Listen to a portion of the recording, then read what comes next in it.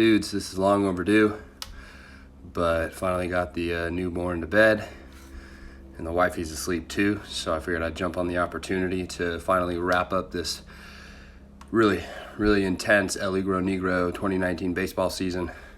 Hats off goes to Ryan Millison. Jared, that's the team that says I'm Millie. On sweet redemption is really what it is. It was really a true lifting of the curse of Rizal. See, a few years ago, for those that don't remember, it was the same matchup. It was Matt Alonji. Hats off to you for reaching the championship again. Alonji, good squad all year. But it was a matchup against Alonji and Millison had it on the last day until Rizal Iglesias dropped a nuclear bomb on the pitching stats and lost him the championship. Millison actually ended up leaving the league for a year. He said he was busy with a new job, but we all know the truth.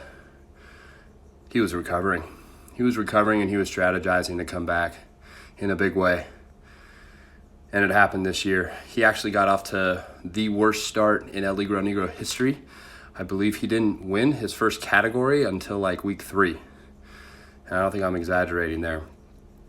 But he chipped away, eventually making his way into a playoff picture with a few weeks ago, eventually getting pretty hot, climbing all the way to the 4 seed, which ended up being a huge deal because the tiebreaker is higher seed wins for playoff tiebreaker.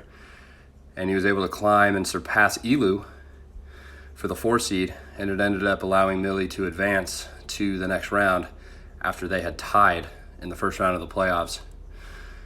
But he stayed strong.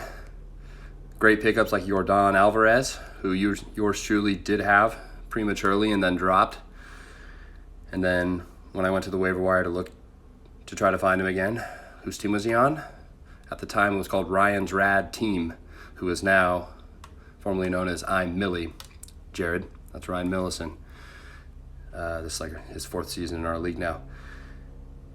Great pickups like that. Chris Paddock at the beginning of the year, low draft picks. I mean, the bottom line is Millie earned this to every extent of earning a championship. This was no fluke.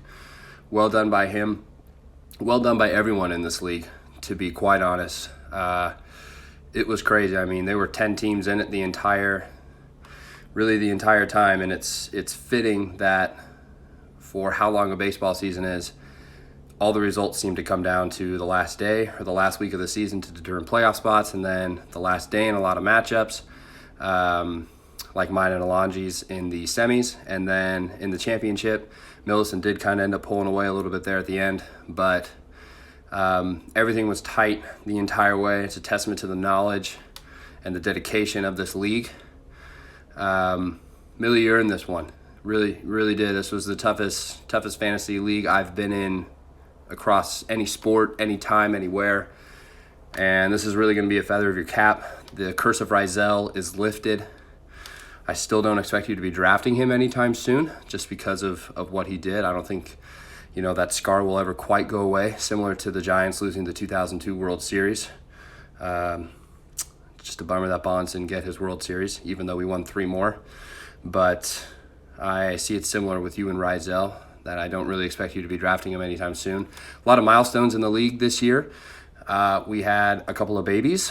Congratulations, Trevor. And then I had my little girl a week ago. Alonji's getting married. Sev's got engaged.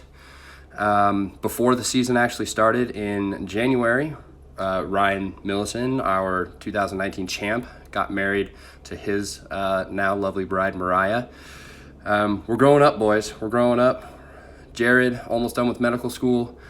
Everyone's doing really great things. But what's keeping us together? Fantasy baseball. Fantasy baseball is keeping us together. It's the reason why I wanted to start this league in the first place.